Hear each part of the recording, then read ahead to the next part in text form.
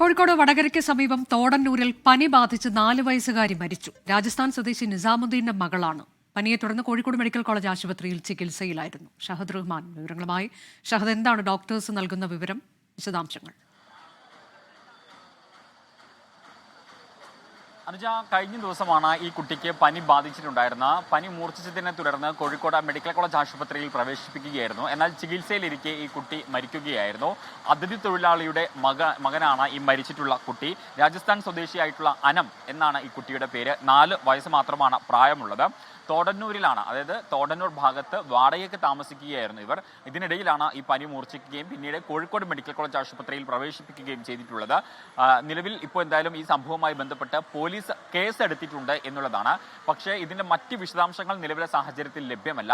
മാത്രവുമല്ല, ഈ കുട്ടിയുടെ പരിശോധനാ ഫലങ്ങൾ കുറെ കൂടി പുറത്തു വരാനുണ്ട്. അപ്പോൾ മാത്രമാണ് എന്താണ് മരണത്തിൻ്റെ കൃത്യമായിട്ടുള്ള കാരണം എന്നത് സംബന്ധിച്ച് വ്യക്തമാവുകയുള്ളൂ എന്നുള്ളതാണ് നമ്മൾ പോലീസുമായി സംസാരിക്കുന്ന ഘട്ടത്തിൽ മനസ്സിലാക്കാൻ സാധിച്ചിട്ടുള്ളത്. എന്തായാലും ഇപ്പോൾ അസ്വാഭാവിക മരണത്തിനാണ് ഈ സംഭവവുമായി ബന്ധപ്പെട്ട് പോലീസ് കേസെടുത്തിട്ടുള്ളത്.